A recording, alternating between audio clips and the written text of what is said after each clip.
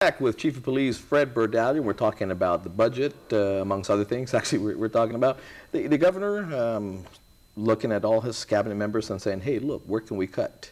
You came out basically saying 10%, and your officers, your rank and file, actually your higher ranking officers have said, hey, look, start with us first. Don't touch the guys and gals that are down there.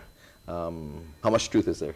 Yes, that's true. I talked with my command staff, and part of some of our proposals as we were looking at is, you know, when we look at some of the special pay and the hazardous pay, and of course one of the things that I said it is that to let the troops know that we're setting an example is that if it comes down to having to cut some of the special pay like hazardous pay, that from lieutenants on up would be willing to sacrifice, you know.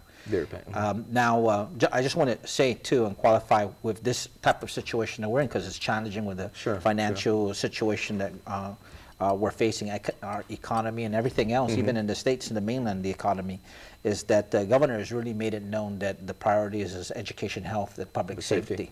And one thing in mind, even with the direction to ensure all agencies look at where they can cut costs, you know, as with the Guam Police Department, to ensure that it's done in a way, but without having to sacrifice the services that are needed to ensure that the public is not at risk. So basically, what you're saying, the police operations, when we call the police department to respond to whatever our emergencies may be, those will not be hindered by, again, the 10% cut that we're looking at this point, right? That's right. Yes. Yes. Let's go to Lisa from Jigo. Lisa, welcome. Yes, I just have a question. Sure. I'm not a GPD, but I am a teacher here on Guam. Okay. I see you frequently at the most overcrowded school, GW. Okay. And I kind of feel for the brothers and sisters out there on the force. I really don't think you still have gotten the funding that you've needed for your protective equipment and things like that, whether it's a terrorist nature or just an everyday what's going on Guam, or you're coming into a school where it's very hostile and things like that.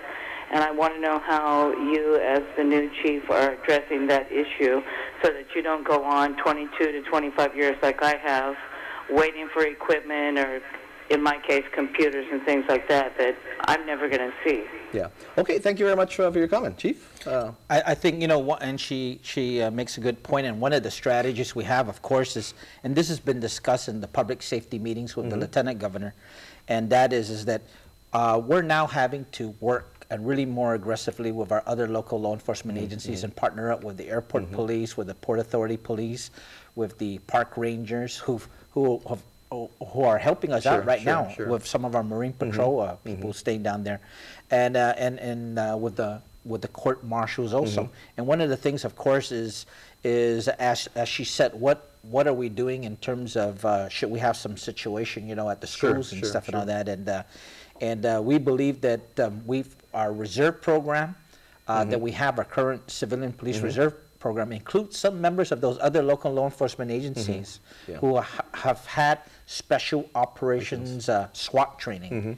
And we want to build on that again and revive that program so that at least you have some special operations, you know, officers that can be able to react. Now, one of the things she mentions as well is that she's a teacher at one of the, of course, most crowded school on Guam, basically saying she's waited 20, 25 years basically to get computers and all that. Now, I know when I was in legislature, there was we talked about the integration of maybe airport and the port police within the Guam Police Department, so they can share resources and, you know, basically top management. You know, you won't have chiefs, you know, from all these places, and you basically you know, make do without those salaries, but then you can integrate your forces. Likewise, you know, the funding. We know the airport, you know, is an autonomous agency at this point. They got funding and all that maybe can help subsidize the revenues for GPD. Is integration a part of what's being discussed in the reorg? Yes, it's been talked about in the public safety meetings.